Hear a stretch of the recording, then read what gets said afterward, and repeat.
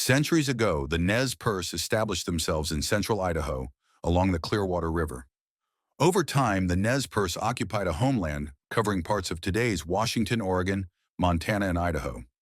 It was a bountifully rich land covering 17 million acres.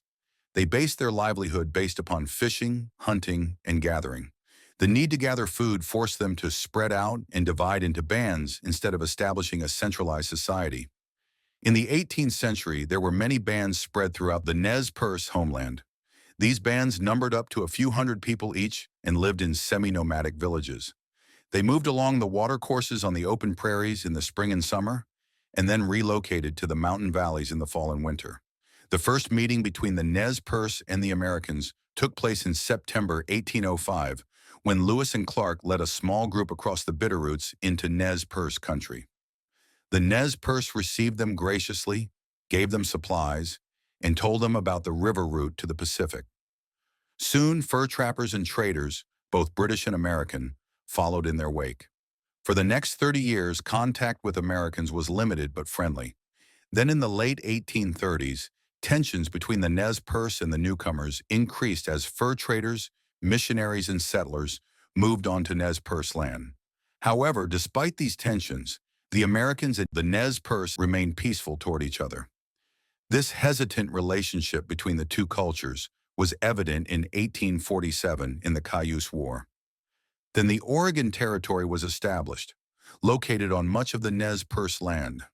In 1855, a treaty was signed at the Walla Walla Council between the Northwestern tribes and the U.S. government. Tribal lands or reservations that were not open to settlers were created. The treaty dealt harshly with the defeated Cayuse and several other tribes. However, the friendly Nez Perce retained control of most of their traditional homeland with the establishment of the Nez Perce Reservation. Not every Nez Perce band signed the treaty. By the late 1850s, many of the Nez Perce people, frequented by Christian missionaries, began a transition from their traditional ways and began to adopt the Christian religion and American ways. This resulted in a split among the Nez Perce people. Many of the Christianized Upper Nez Perce, led by Chief Lawyer, supported the treaty. The Upper Nez Perce, already deeply pressured by settler immigration onto their land, decided that the best course of action was a spirit of cooperation. The treaty required them to give up some of their land in eastern Oregon, but overall they retained most of their homeland. On the other hand, most of the Lower Nez Perce had experienced only limited contact with the settlers. They were traditionalists and wanted to retain their current way of life.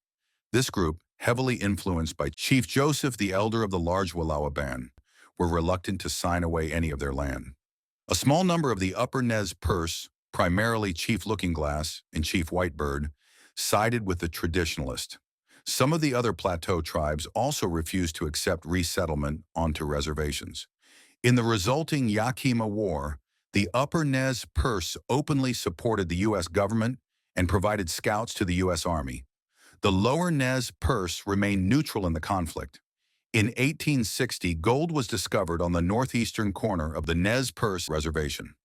Soon, 60,000 miners and settlers flooded the region, stationing themselves near or squatting on the reservation, in contrast to the 3,000 Nez Perce. In 1862, Fort Lapwai was built on Nez Perce land. A year later, in 1863, the government proposed a new treaty that would take away 90% of Nez Perce land and move them to a reservation near the fort. A number of Nez Perce leaders, led by Lawyer, a pro-American chief, agreed to the plan and signed the treaty. But those leaders that signed the treaty gave up no land. Their people were primarily Christianized and many lived on fenced farmland. All of Lawyer's band and the land of the bands that supported him had their holdings enclosed within the new reservation boundaries. The Lower Nez Perce leaders, including the younger Chief Joseph speaking for his father, walked away and refused to sign the treaty. Whitebird and Looking Glass, two of the Upper Nez Perce leaders who still held to the traditionalist ways, also rejected the treaty. The Nez Perce were now divided into two factions. The majority, known as the Treaty Nez Perce, who lived on the reservation, and the non-treaty Nez Perce, who continued to live on their land.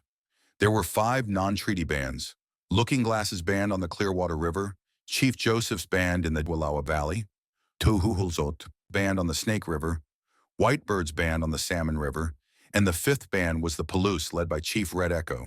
The Palouse being a small tribe closely related to the Nez Perce.